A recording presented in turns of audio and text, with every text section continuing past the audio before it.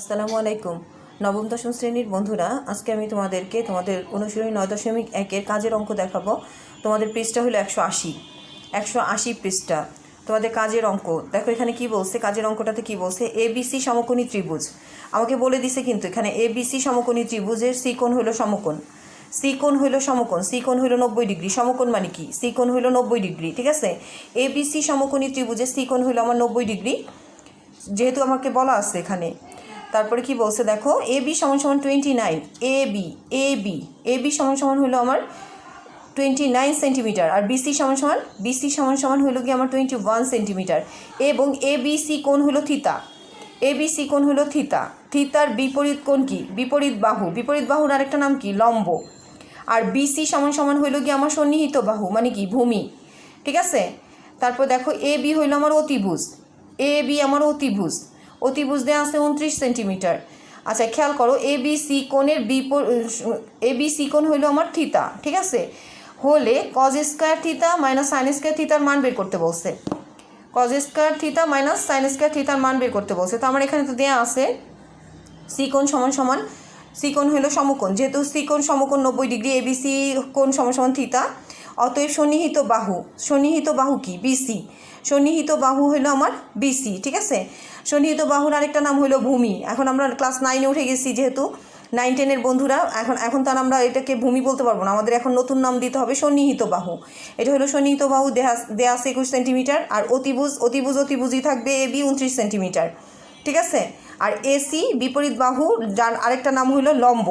তোমাদেরকে আমি পরিচয় করাই দিতেছি এই কারণে যে তোমরা অনেকে লম্ব বলে চিনো, সেজন্য লম্ব হইল আমার সন্নিহিত বাহু। আচ্ছা, বিপরীত বাহু AC = আমি এখন কি করব, পিথাগোরাসের সূত্র অনুযায়ী দেখো, অতিভুজ সমান আমার কি আছে এখানে, AC হইল কি আমার, না সরি, AC হইল আমার লম্ব, AC হইল আমার লম্ব, মানে কি, বিপরীত বাহু সমান আমার হইল দেখো 29 স্কয়ার মাইনাস 21 স্কয়ার। অতিভুজ এখানে লম্ব সমান আমার অতিভুজ স্কয়ার মাইনাস ভূমি স্কয়ার, ঠিক আছে। বিপরীত বাহু এটা হলো কি আমার, দেখো এখানে সন্নিহিত বাহু হইল কি আমার BC,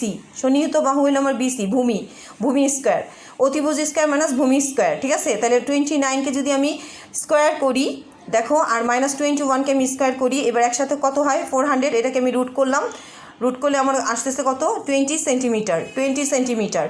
বন্ধুরা এখানে আমার বের হয়ে গেল AC সমান আমার বিপরীত বাহুটা সমান হলো আমার 20 সেন্টিমিটার, যেটা আমি বের করে ফেলছি। বিপরীত বাহু সমান আমার 20 সেন্টিমিটার। এবার দেখো সাইন থিতা সমান বিপরীত বাহু ভাগ অতিভুজ। তাহলে আমার বিপরীত বাহু কি ছিল, AC ভাগ AB হলো অতিভুজ। তাহলে বিপরীত বাহু ভাগ অতিভুজ, বিপরীত বাহু হলো আমার 20 আর অতিভুজ হলো আমার 29। অতিভুজটা এখানে দেয়াই ছিল 29, ঠিক আছে। আবার দেখো cos থিতা সমান sin থিতা সমান আমি পাইলাম 20 ভাগ 29, আর cos থিতা সমান আমার হলো সন্নিহিত বাহু ভাগ অতিভুজ, সন্নিহিত বাহু। তাহলে আমার সন্নিহিত বাহু কত ছিল, সন্নিহিত বাহু হইল আমার BC 21, আর AB হইল অতিভুজ, অতিভুজ হইল 29। তাহলে আমি দুইটা কিন্তু পেয়ে গেলাম, সাইন থিতা আমার এত আর cos থিতা হইল আমার এইটা, ঠিক আছে। তাহলে সাইন থিতা আমার কাছে এখানে চাইছিল কি, cos square theta minus sin square থিতার মান বের করতে বলছিল, cos স্কয়ার থিতা আর sin স্কয়ার থিতার মান বের করতে বলছিল বন্ধুরা। তাহলে আসো আমরা যে দুইটা পেয়ে গেছি, আমরা 20 আর হইল 29, cos স্কয়ার দেখো, cos স্কয়ার থিতা 21 আর 29 হোল square minus sin square theta হলো 20 ভাগ 29 হোল স্কয়ার। তাহলে আসো আমরা এবার কি করব, আমরা প্রথমে বর্গ করলাম 21-কে যদি আমি বর্গ করি তাহলে 441 আর 841। আবার 20-কে দেখো বর্গ করছি 400, 29-কে বর্গ করছি 841। এবার লসাগু করো, 841 লসাগু, হর দিয়ে ভাগ লব দিয়ে গুণ, একদম ডিটেলসে তোমাদেরকে বুঝাইতেছি বন্ধুরা, হর দিয়ে ভাগ লব দিয়ে গুণ। তাহলে আমি কি করলাম, এখন আমার লসাগু হয়েছে 841 আর 441 মাইনাস 400, তাহলে আমার অ্যান্সার বের হয়ে গেছে 441 ভাগ 841, এইটাই আমার অ্যান্সার। সুতরাং cos square theta minus sin square theta সমান দেখো 41 ভাগ 841, এটাই আমার অ্যান্সার। আশা করি তোমরা বুঝছো বন্ধুরা। দেখো বন্ধুরা, আশা করি তোমরা এটা বুঝতে পারছো, এটা কঠিন কোনো কিছু না, খুব সহজ। এই ধরনের অঙ্কগুলোতে সৃজনশীলে আমাদের সাধারণত কয়ে অথবা ক্ষয়ে থাকে। আচ্ছা, এবার আমি তোমাদেরকে নেক্সট তোমাদের যে বইয়ের কাজের অঙ্ক আছে, নেক্সট 2টা কাজের অঙ্ক আছে, ওই 2টা অঙ্ক দেখাবো। আমাদের নেক্সট অঙ্কটায় চলে যাব আমরা এখন। দেখো বন্ধুরা, আমাদের নেক্সট অঙ্কটা কি আছে, এটা হলো পৃষ্ঠা 183। পৃষ্ঠা 183-তে কি আছে,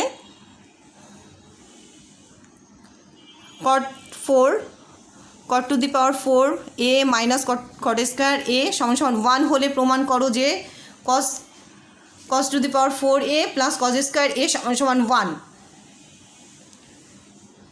ঠিক আছে, এটা হলো গিয়ে জাস্ট আমরা সূত্রে ফেলবো। দেখো আমাদের এখানে দেয়া আছে cot two the power 4a minus cot square a সমান 1। তাহলে আমরা এবার কি করলাম, cot two the power 4a সমান আমরা cot স্কোয়ার a কে সমানের ওই পাশে নিয়ে গেলাম, মাইনাসটাকে প্লাস করে ওই পাশে নিয়ে গেলাম। তাহলে দেখো cot two the power 4a সমান 1 প্লাস cot স্কোয়ার a, ঠিক আছে। তাহলে cot two the power 4a সমান cos স্কোয়ার a এর একটা সূত্র আছে, cos স্কোয়ার a সমান 1 plus cot square a, cos square a সমান 1 প্লাস cot স্কোয়ার a। আমরা এবার সূত্রে ফেলবো। আমরা এবার কি করব, cosec স্কোয়ার সমান 1 প্লাস cot স্কোয়ার, তাহলে 1 প্লাস cot স্কোয়ার a রে আমরা কি লিখলাম, cosec স্কোয়ার a। ঠিক আছে, এবার বন্ধুরা দেখো আমরা এবার কি করব, cot two the power 4a আর এখানে কি আছে cos স্কোয়ার a, তাহলে cos স্কোয়ার a কে আমরা 1 প্লাস sin স্কোয়ার, আর এখানে cos স্কোয়ার 4a আর হলো sin to the power 4a। ঠিক আছে, আমরা জাস্ট এবার কি করলাম, সূত্রে ফেললাম। cot two the power 4a কে আমরা cos to the power 4a আর হইল sin to the power 4a সমান 1 বাই sin স্কোয়ার। তাহলে দেখো আমরা cos 4 আর sin টু দি পাওয়ার 4 সমান 1 বাই sin স্কোয়ার আছে, তাহলে sin টু দি পাওয়ার 4 কে আমরা সমানের ওই পাশে গুণ করে নিয়ে গেলাম,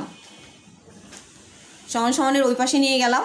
তাহলে আমার থাকতেছে cos to the power 4a সমান এবার sin to the power 4a আর নিচে হলো sin স্কোয়ার a রে sin to the power 4a দিয়ে যদি কাটাকাটি করি তাহলে আমার থাকতেছে sin square a, cos to the power 4a সমান sin স্কোয়ার a। তাহলে cos to the power 4a সমান sin স্কোয়ার a, এই sin স্কোয়ার a সমান আমরা কি জানি 1 minus cos square a, sin square a সমান 1 মাইনাস cos স্কোয়ার a। এটাকে আমি আবার সূত্রে ফেললাম। তাহলে দেখো আমার cos to the power 4a সমান 1 মাইনাস cos স্কোয়ার a। তাহলে আমি এখন কি করতে পারি, এই cos স্কোয়ার এটাকে সমানের এই পাশে প্লাস করে নিয়ে আসলাম। তাহলে cos to the power 4a plus cos square a সমান আমার 1।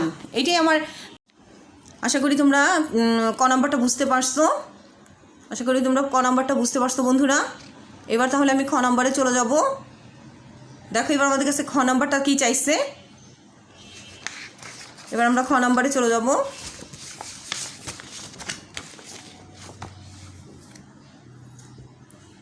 খ নাম্বারে দেখো বন্ধুরা sin টু দি পাওয়ার 4, আমার খ নাম্বারে কি আছে,